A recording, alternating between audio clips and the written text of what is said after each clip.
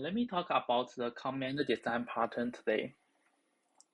First, we will talk about what is the command pattern. The command pattern is a behavioral design pattern in which an object is used to encapsulate all information needed to perform an action or trigger an event at a later time. This is the definition on the Wikipedia, and it's also hard to understand. Let me introduce it in a very simple example. It's about the restaurant dining. Say I have three guys. First is customer, and the second one is waiter. The other guy is the chief. Let me show you the relationship between these three guys. The customer will place the order to the waiter, and the waiter will record the order and submit the order to the chief. Let's think about how to mapping the this relationship to the OOP structure in the computer way. Say I have four terms. We will set the customer as the client, waiter as the invoker, and the chief is the receiver, and the order was the command. The client will create the command, and this means the customer will create the order, and the invoker will set the command and will execute it, which means the waiter will record the order and send order to the chief, and the receiver will receive the order, receive the command, which means the chief receive the order. Yeah, so we can see this thing in the UML diagram. Before talk about the UML diagram, I will talk about the command and the concrete command. This is two concepts, but very similar. The concrete command is the subclass of the command, and they have the same function. For example, we can think in the previous example, the command is the order and the concrete command is the exact item, like the hamburger, ice cream, or anything. We can add more and more concrete command box to say it represents the ice cream or anything else, because it's easy to write when you're coding and do something in the real world. So you can ignore the function between these two. So let me show you the workflow of the UML diagram. First, the client will create a command or a concrete command.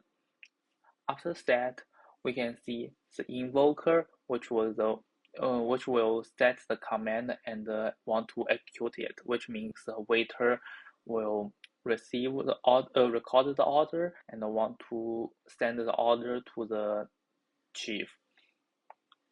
After that, we see the command execute the order and send it to the receiver, which means the order will be received to the sent to the chief in the real world. So you can see here is the workflow of the whole diagram. Okay, let's talk about the code and the relevant UML diagram and how it means in the real world. So first we will see the main functions. They totally have four parts. The first part is initialize the function, and the second part is the customer orders the part, and the third part is the customer cancel the order, and the fourth one, which was same as the second one, is the customer order the TD. So we will focus on the third and the second part. Let's see the sentence which circled by the red box. We will show the relevant code here. Yeah, you can see in the real world it means create a pasta order like the customer order a pasta and deal it to the waiter. And in the UML diagram, we can see there was a red arrow over here, which means the client create a concrete command. It also show in the code cell will initialize the parked order class.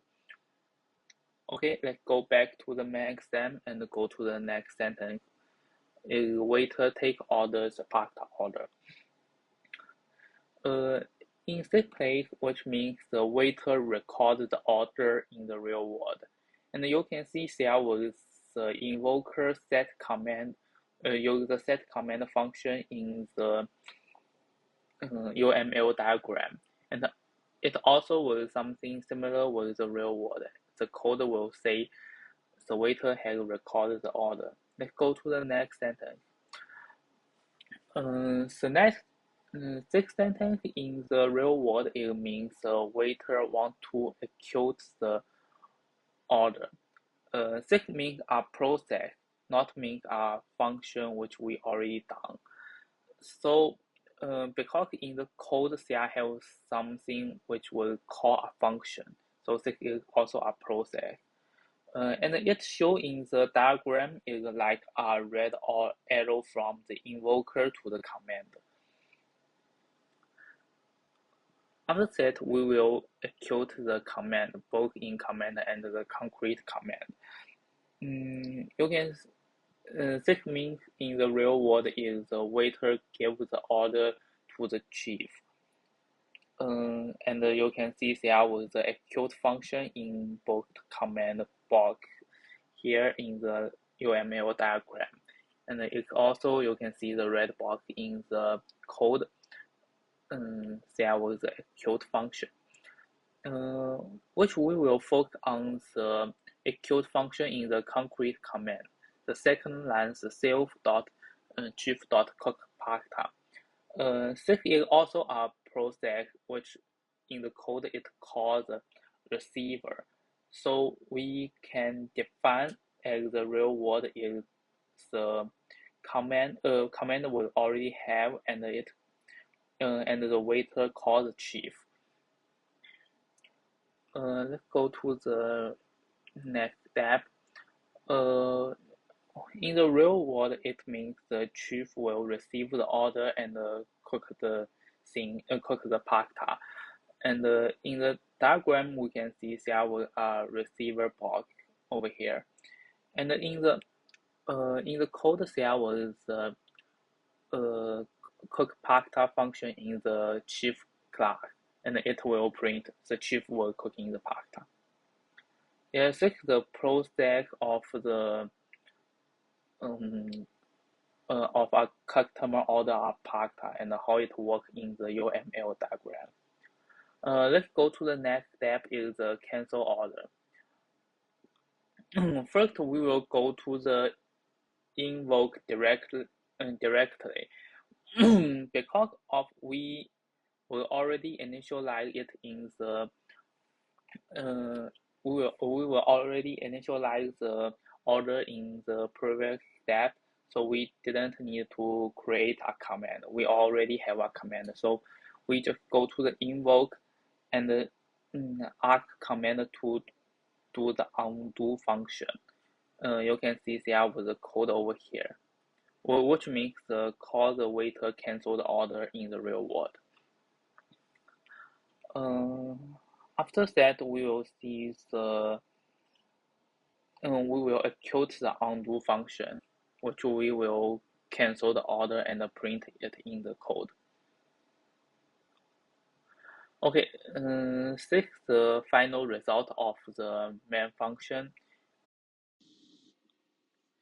Finally, let me talk about the benefit and the drawback of the command pattern. First, let me talk about the benefit.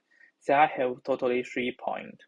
The first one is decoupled request and execution, which means the invoker and the receiver are independent.